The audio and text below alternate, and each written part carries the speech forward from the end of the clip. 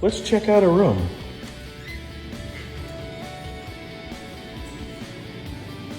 This is an average Oakwood room. We have a wardrobe closet,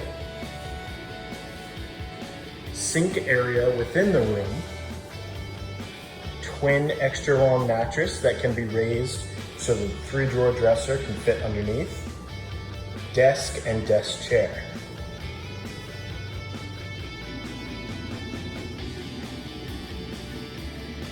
You also have a shower and bathroom area.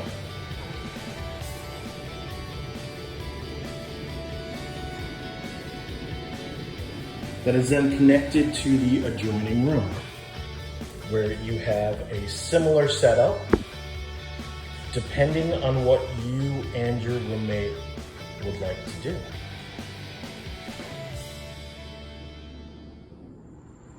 Welcome to Oakwood Hall.